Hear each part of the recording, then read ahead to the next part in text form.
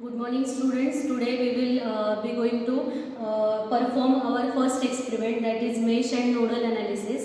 As you know, I have given one example to solve regarding this mesh analysis. So today we will be performing mesh and as well as nodal analysis, and we will be going to verify the theoretical values and as well as practical values. Okay. So now let us discuss with this connection.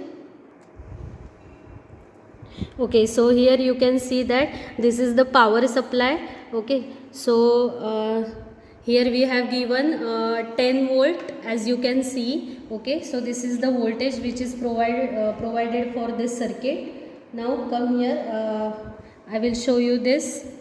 Okay, so here one resistance is connected in series with this. So this is first loop, this is second loop, and this is third loop. Okay, so theoretically by applying a KVL, Kirchhoff's voltage law, you are going to verify this value of I1, I2 and I3. Okay, so now this is the connection of multimeter. By using this multimeter we will be going to measure the particular current which is flows through this loop 1, that is I1, loop 2, that is I2, and loop 3, that is I3. Okay, सो ह्या practically values आपण आता major करणार आहे आणि मग तुम्हाला theoretical value आपण दोन्ही verify करायचे आहेत. दोन्ही व्हॅल्यू तुमच्या ॲप्रॉक्सिमेट सेम आल्या पाहिजेत. ओके, सो मी तुम्हाला पहिल्यांदा आपल्या थेरॉटिकल व्हॅल्यूज आल्या आहेत 10 वोल्टला I1, I2 आणि I3च्या, त्या दाखवते, मग आपण ॲक्च्युअल परफॉर्म करू experiment. Okay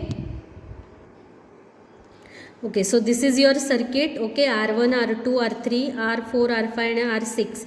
Okay, so loop 1, loop 2 and loop 3 are the consisting of this circuit, and here we have applied for each loop we have applied a Kirchhoff's voltage law, and according to we will get this equations, and by balancing this equation we are having this value I1, I2 and I3. Okay, so by taking into consideration 10 volt voltage we have taken as 10, so I1 value is 1.83, then I2 value is 0.52 and I3 value is 0.22. Okay, so this is the these are the theoretical values. Now we will be actual performing these three values when your voltage is 10 volt. Okay.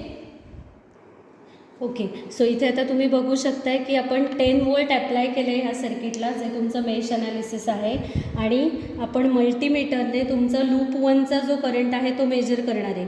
सो त्यासाठी आपण काय केलं की तुमचे जे remaining 2 resistances आहेत किंवा loop जी आहेत ती आपण शॉर्ट केले आहेत, आणि आपल्याला I1 हा तुमचा रेझिस्टन्स जो आहे 3.9K, त्याच्या ॲक्रॉस आपल्याला I1ची व्हॅल्यू मेजर करायची. सो तिथे मी ही मल्टीमीटरचं पॉझिटिव्ह आणि निगेटिव्ह ओके हे असे कनेक्ट केलेले आहेत, आणि इथे मल्टीमीटरवर तुम्ही बघू शकताय आपल्याला करंट मेजर करायचा आहे. सो मी पॉझिटिव्ह टर्मिनल इथे मिली ॲम्पियरला कनेक्ट केलं आहे, आणि जे निगेटिव्ह टर्मिनल आहे ते कॉमनला जाईल, आणि त्याचप्रमाणे हा जो नॉब आहे तो आपण करंट मेजर करणार आहे, AC करंट, त्यामुळे इथे मिली ॲम्पियरला आपण तो ठेवलेला आहे. So as you can see here I1ची व्हॅल्यू तुमची 1.0 और यू कॅन से 1.23 आहे, आणि आपली थेरॉटिकल व्हॅल्यू आहे 1.83. Okay, so which is approximately equal to each other, 1.83 theoretical value and 1.23 practical value. Okay, now we will be performing second one, that is I2 we will be going to measure.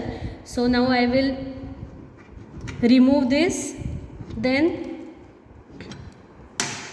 we will be going to short this now I1, and again for measurement of I2 I will connect this multimeter terminals over here.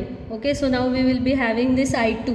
So as you can see, value of this I2 is 0.32. okay, this is the practical value, and we are having this theoretical value as 0.52. okay, so something it will be nearly equal to this both these value, theoretical as well as practical. Okay, then similarly we will be going for next one, that is I3. So now again I will remove these two terminals, and I will short this R2, and for measurement of I3 I will connect these multimeter terminals over here, positive and negative.